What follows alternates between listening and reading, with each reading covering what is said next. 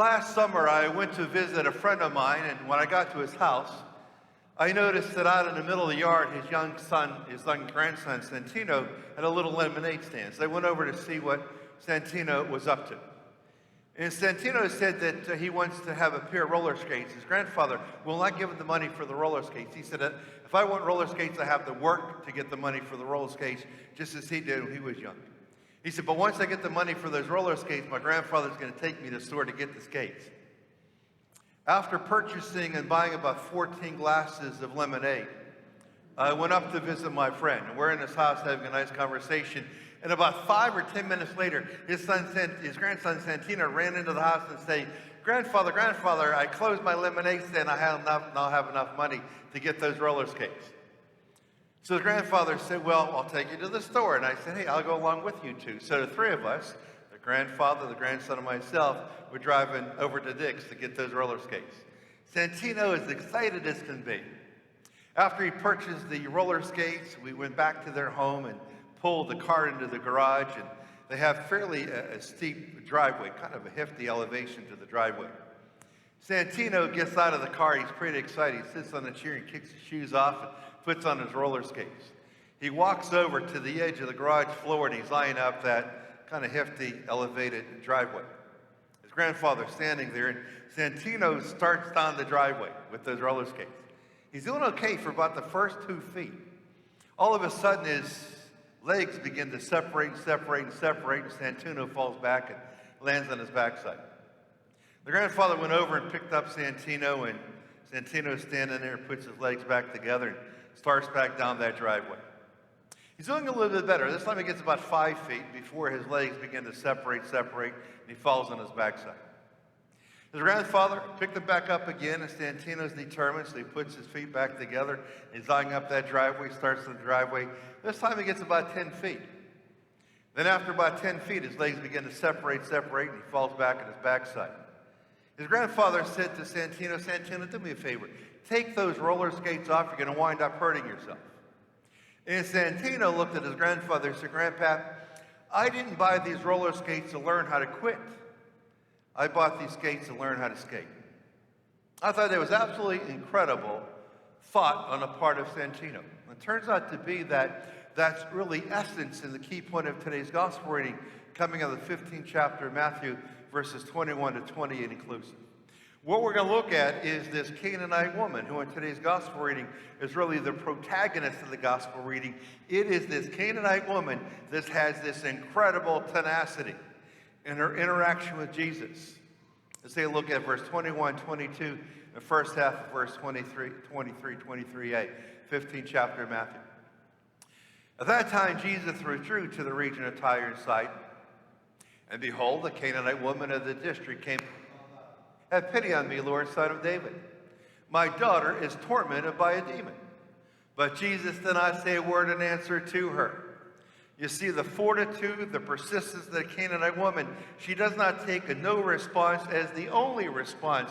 At this point, although Jesus doesn't say yes or no, she is somewhat elated because he doesn't say no. She realizes that the door isn't locked. And she says to herself, well, I'm not going to throw my hands up. I asked the question, Jesus said no. I'm not going to walk away because he didn't say no. And I have a daughter who's tormented by this demon, so I'm going to come back and I'm going to ask Jesus again. And that's what she does in verse 26, 15th chapter of Matthew. Let's take a look. But the woman, that's a Canaanite woman, came and did Jesus homage, saying, Lord, help me. Now he, Jesus, in reply, it is not right to take the food of the children and throw it to the dogs. I have no idea what that last part of verse 26 means. That's a convoluted answer if I ever heard one. That's an evasion of trying to give a yes or no answer. Now this Canaanite woman, she looks at that answer, that convoluted answer, and she realizes that response doesn't mean it's the ultimate response. Jesus, again, doesn't say no, he doesn't say yes, he gives whatever that means. But it's not a yes and it's not a no. So she realizes the store is still unlocked. There's still a chance Jesus just might hear my plea and help my daughter. And what she knows is this, and we all do the same thing.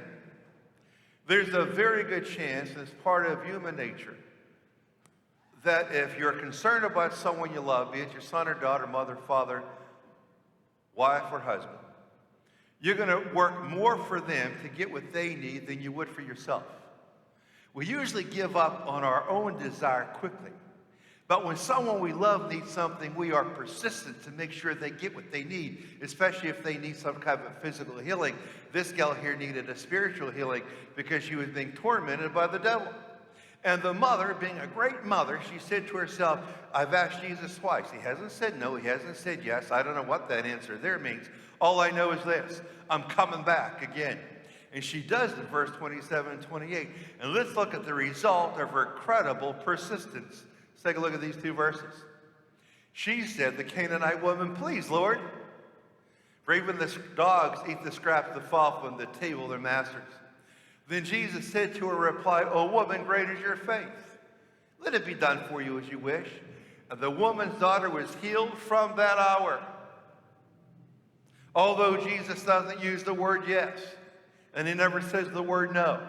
He hears her plea and he answers her plea because the daughter was healed from that very moment.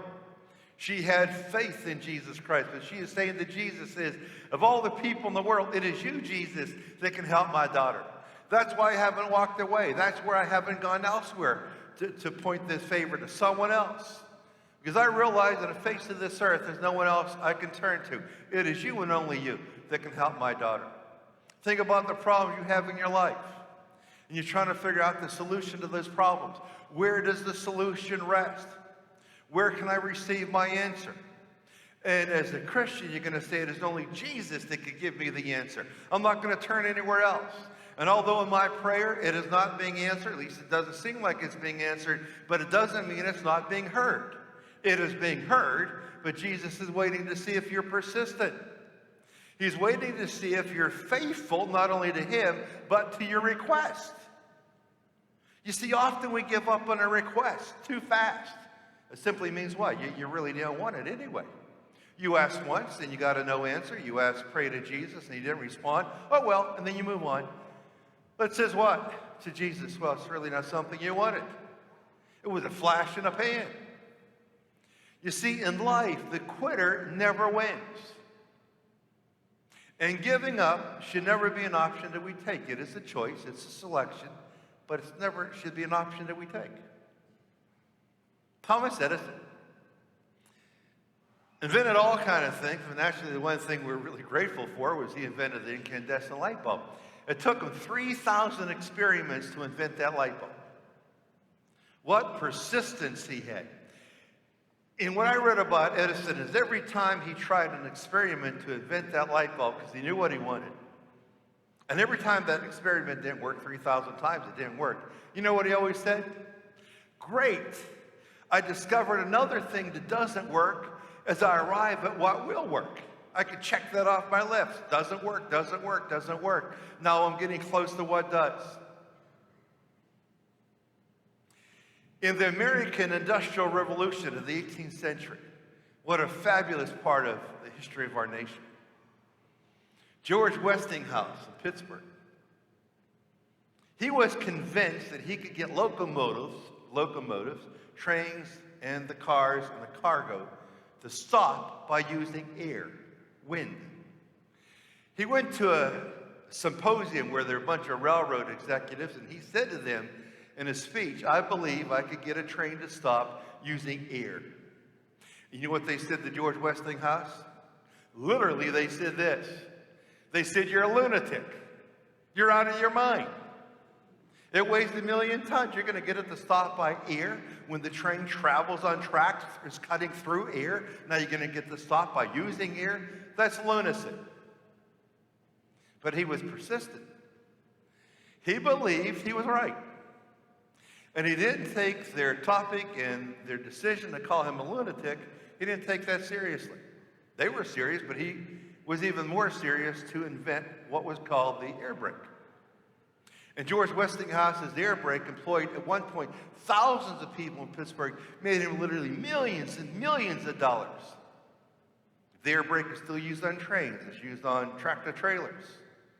What an incredible invention. But he didn't say to himself, oh, well, I guess they're right. That's a little crazy thing to say, to stop a train using air. I'll give up. No. He said, I have an idea. I'm going to figure out how to employ this idea. I'm going to make it work, and it's going to work. And to revolutionize the train industry and be an integral part of the Industrial Revolution of American society. And that's exactly what happened. You know, that's the quest of all of us.